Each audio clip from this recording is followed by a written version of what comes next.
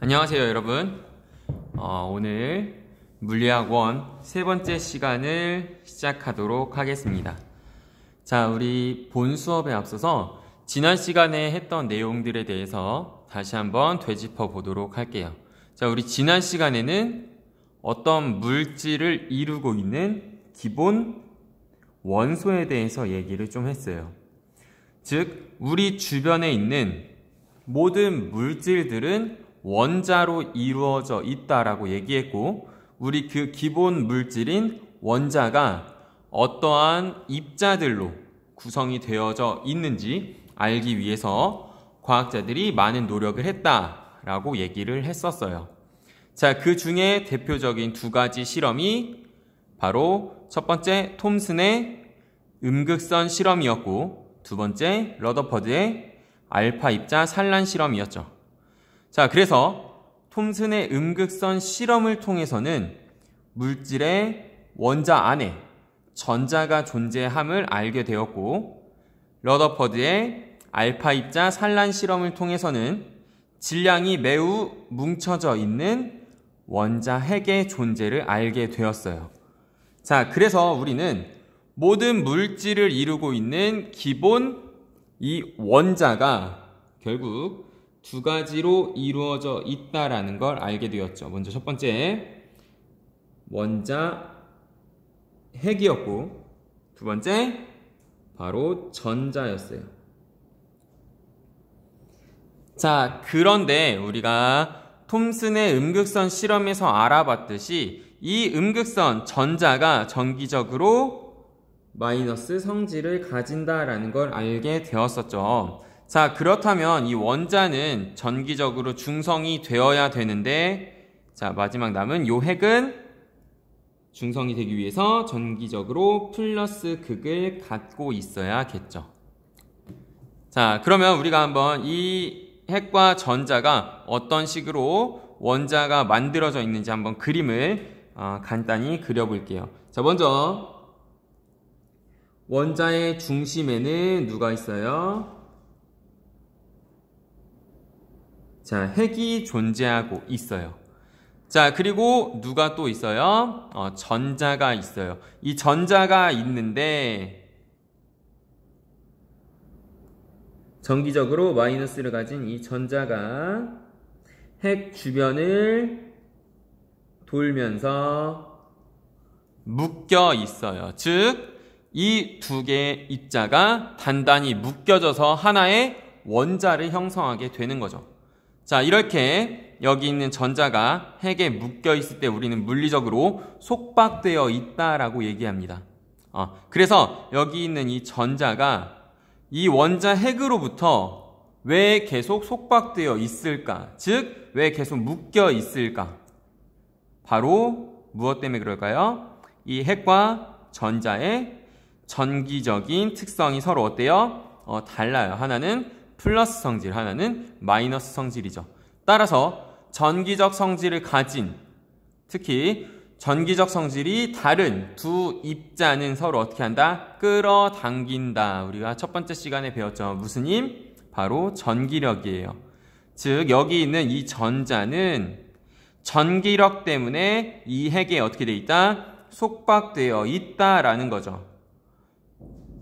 즉, 여기 핵이 전자를 어떻게 하고 있다? 끌어당기고 있다. 이 힘을 우리 전기력이라고 한다 해서 F 작은 글씨로 전이라고 써줄게요.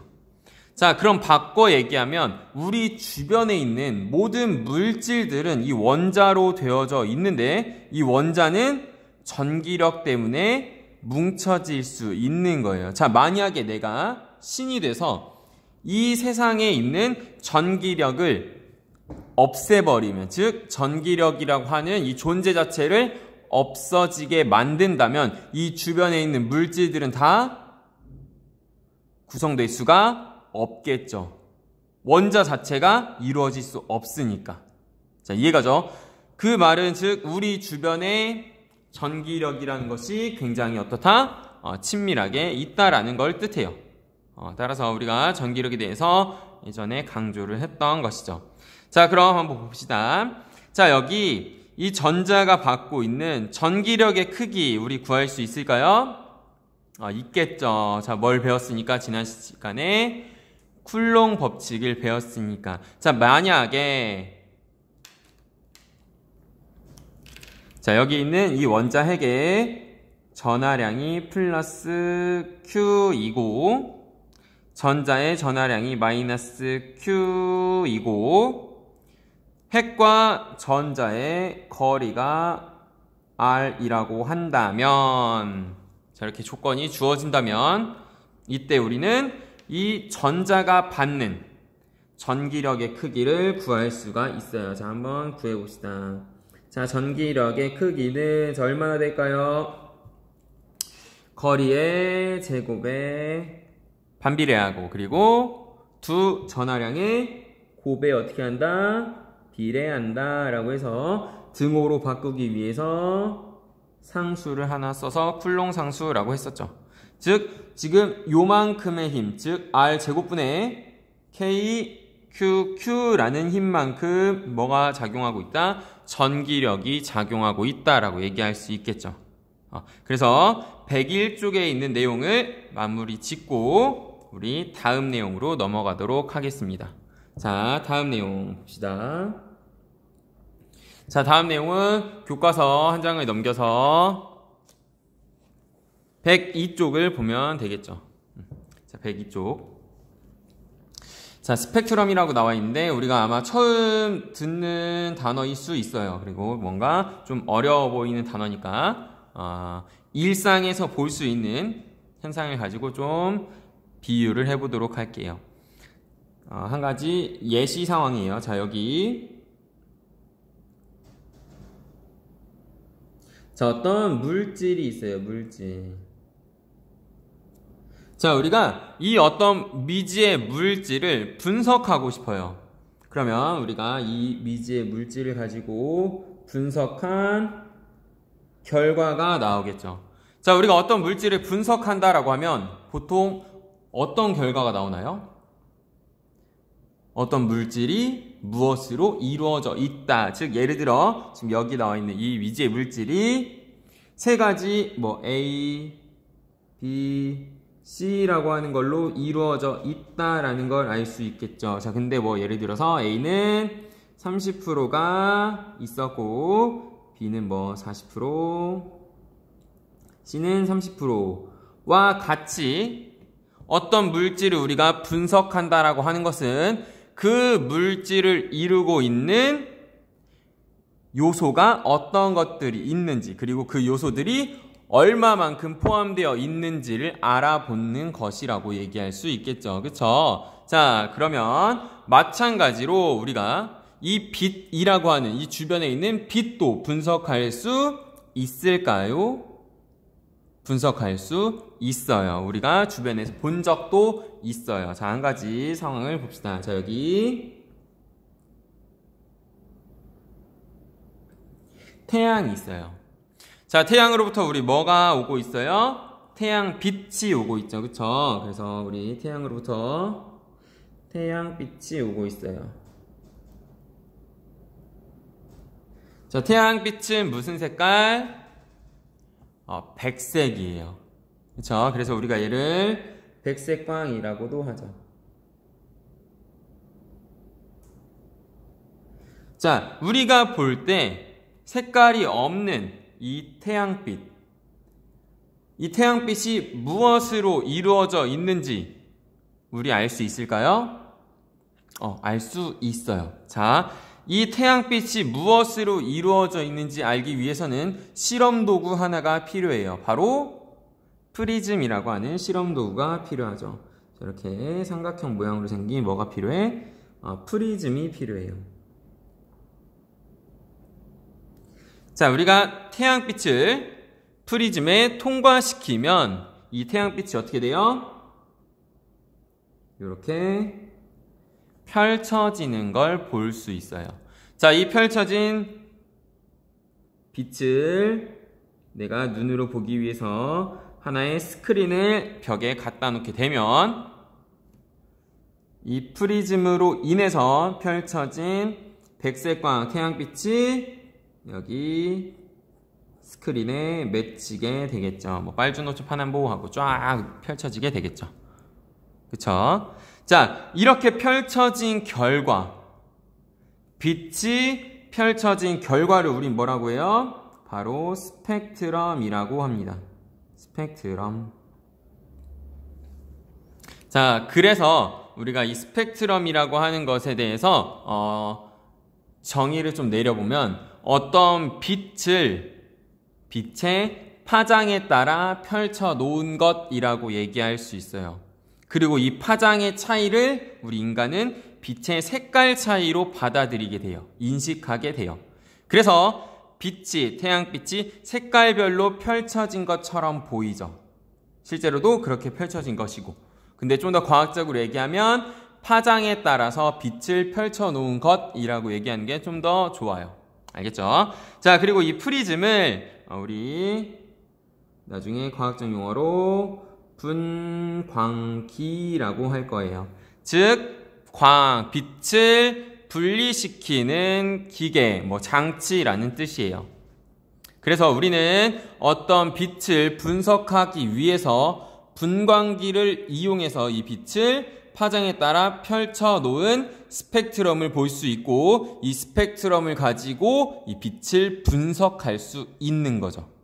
그래서 우리 과학에서, 특히 물리에서는 이 분광기, 스펙트럼을 가지고 어떤 물질을 분석하는 실험을 굉장히 많이 해요. 다른 지구과학이나 그런 데서 아주 많이 하고 있어요. 알겠죠? 그래서 굉장히 중요한 부분이니까 잘 봐주면 좋을 것 같네요. 자, 그러면 우리 교과서 104쪽에 나와 있는 얘기를 좀 해보도록 할게요. 자, 104쪽. 104쪽에 위에 부분 말고 먼저 밑에 부분부터 얘기를 좀 할게요. 밑에 그림 아래 보면 될 것 같아요. 그림 2-9 연속 스펙트럼과 선 스펙트럼 밑에 부분을 좀 먼저 보도록 할게요.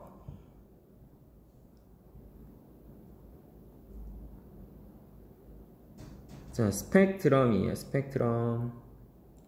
빛을 파장에 따라서 펼쳐놓은 것. 자, 여기 우리가 정체를 모르는 어떤 미지의 기체가 있어요. 자, 이 기체 이름을 A라고 가정합시다. 자, A라는 기체가 있어요. 자, 이 기체의 온도를 우리가 매우 높여줄 거예요. 즉, 높은 온도, 고온 상태로 만들어 줄 거예요. 알겠죠? 고온, 온도가 높다는 걸 뜻하고, 온도가 높다는 말은 결국 에너지가 높다는 뜻이에요. 즉, 여기 있는 A라는 기체는 현재 에너지가 매우 높은 상태, 고에너지 상태에 있어요. 자, 근데 내가 이 온도가 높은 이 물질을, 온도를 낮춰줄 거예요. 다시. 그 말은 에너지가 높은 상태에서 어떻게 된다? 에너지가 낮은 상태로 에너지가 떨어진다라는 거죠. 그러면 에너지가 떨어지면서 이 떨어진 에너지 차이만큼 이 물질은 어떻게 해요? 주변으로 에너지를 방출해요.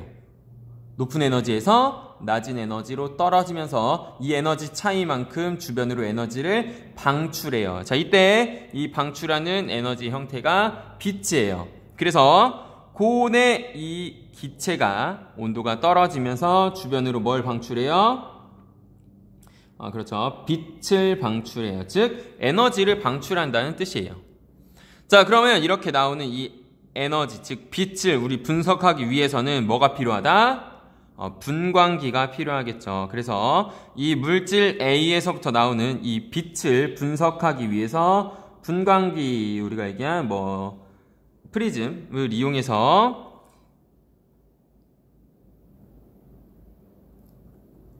이 빛을 펼쳐 놓은 스펙트럼을 관찰할 수 있겠죠. 자, A라는 물질에서 나온 빛을 분광기로 펼쳐서 스펙트럼을 관찰하니까 이 스펙트럼 모양이 놀랍게도 아까 앞에서 봤던 것처럼 쭉 펼쳐진 형태가 아니라 듬성듬성 어떤 특정 위치에만 이렇게 빛이 표시되는 걸 알 수 있었어요.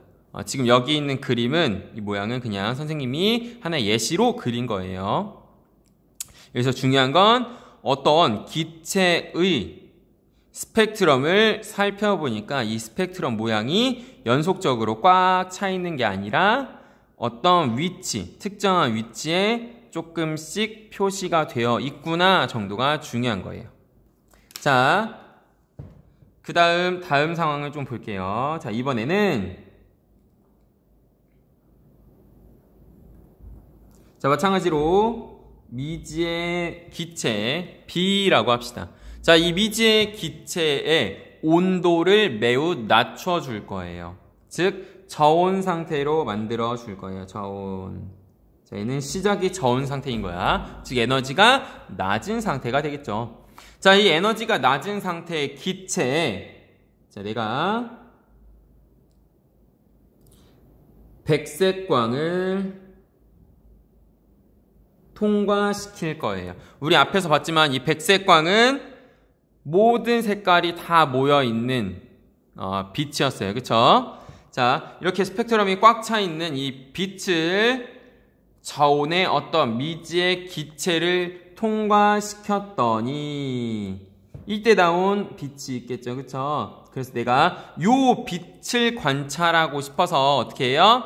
이 빛을 분광기에 통과시켜요.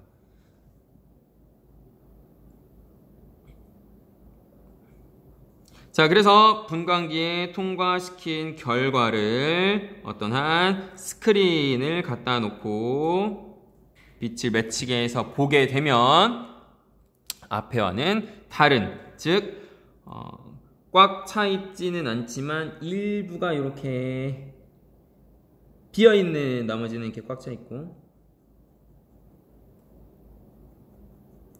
자, 빛으로 꽉 차 있는데 일부만 이렇게 비어있는 듯한 모양의 스펙트럼이 관찰돼요.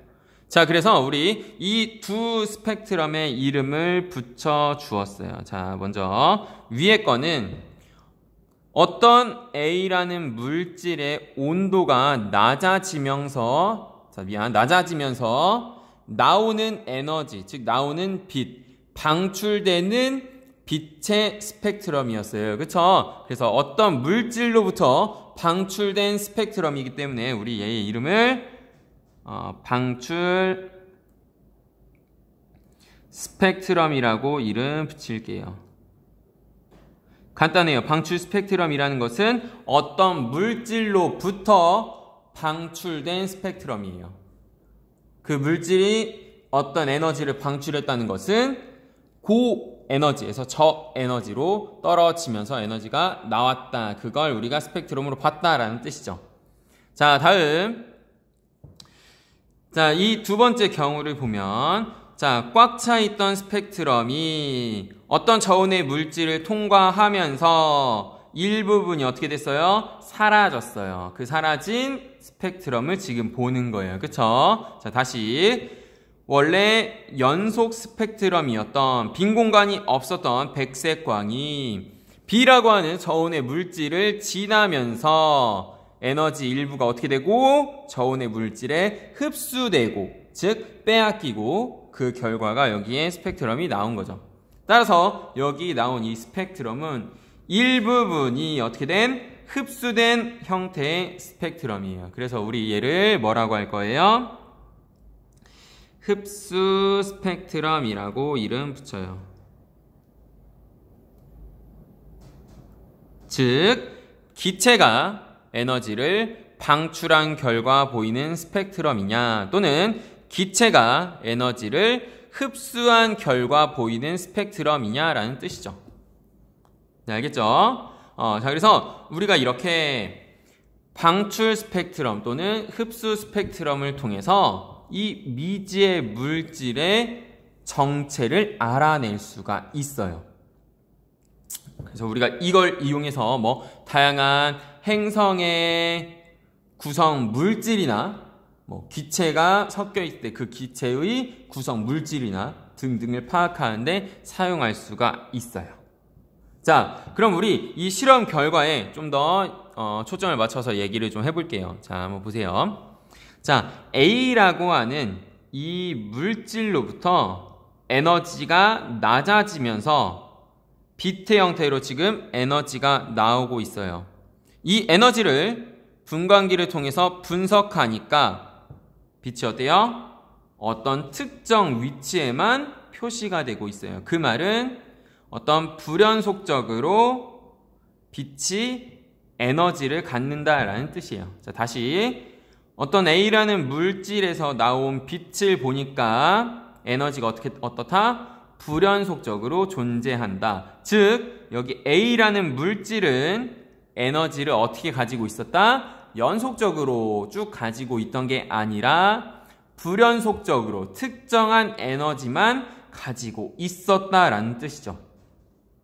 자, 그럼 밑에 상황을 볼게요. 자, B라는 이 미지의 물질이 백색과 모든 에너지를 가진 빛이 통과하면서 특정 에너지만 흡수했어요. 그 말은 이 B라고 하는 물질은 특정 에너지만 가져갈 수 있다라는 것이죠.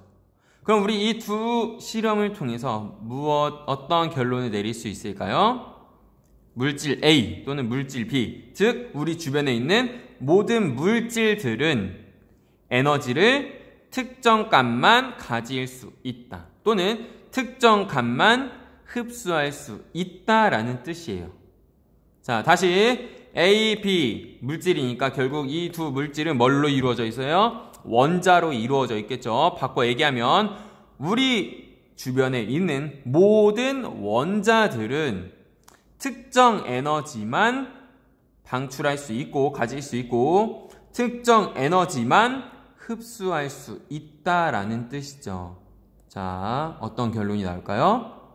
원자가 모든 에너지를 가질 수 있는 게 아니라 원자마다 가질 수 있는 에너지가 어떻게 돼 있다? 정해져 있다. 근데 이 정해져 있는 에너지가 어떻다? 불연속적이다 라는 뜻이에요. 자, 그렇다면 이 불연속적인 에너지를 갖는다는 게 과연 어떤 물리적 의미를 가질까요? 자, 교과서 105쪽을 한번 봅시다. 자, 아까 얘기했듯이 원자라고 하는 건 이 원자 핵과 전자로 이루어져 있어요. 그쵸? 자, 핵과 전자로 이렇게 이루어져 있는데 이 전자가 원자핵 주변에 돌고 있죠. 자, 근데 이 원자가 불연속적인 에너지만 가질 수 있다라는 건 이 안에 있는 전자와 핵이 어떨 수 있다? 불연속적인 에너지를 갖는다라는 뜻이에요. 그 말은 여기 있는 이 전자가 핵 주변을 도는데 어떻게 돈다? 불연속적인 위치에서만 돌 수 있다라는 거죠.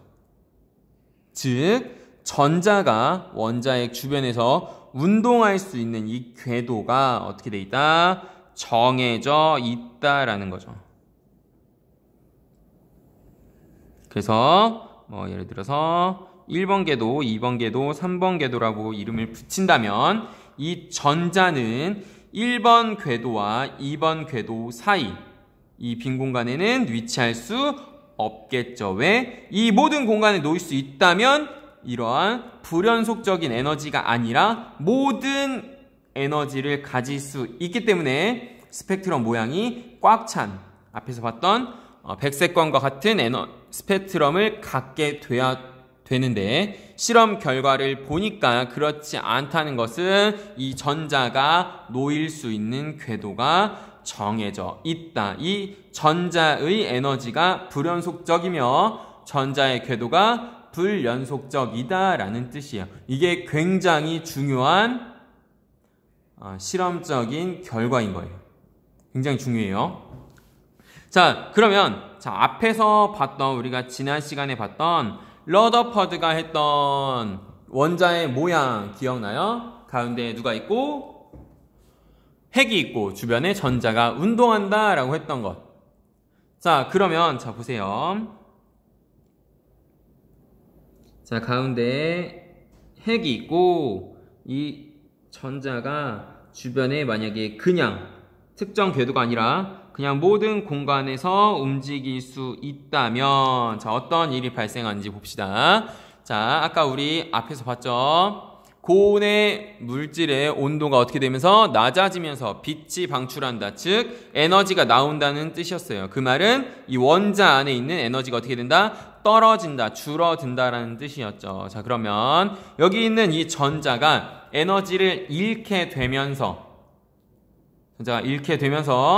이 전자의 위치가 점점 아래쪽으로 떨어지게 된다면 궤도가 만약 연속적으로 가질 수 있다면 하나의 가정이에요. 가질 수 있다면 이 전자는 어떻게 돼요? 점점 아래쪽으로 떨어지면서 연속적으로 돌아서 결국 핵과 만나게 되겠죠. 그렇죠. 그 말은 어떤 원자가 시간이 지나면 어떻게 된다?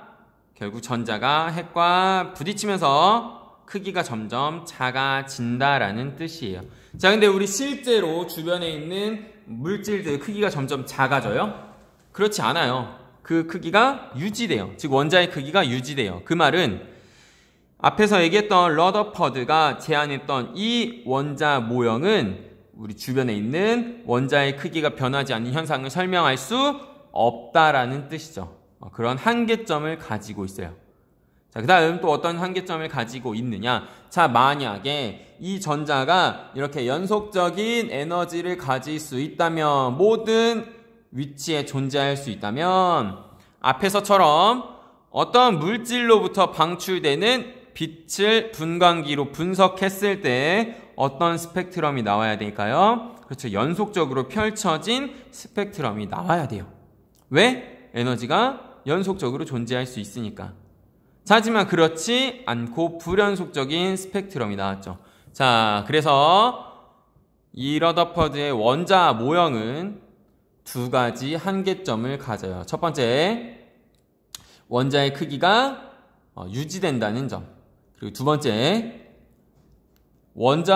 물질로부터 나온 빛의 스펙트럼이 어떻다는 거? 불연속적이라는 거.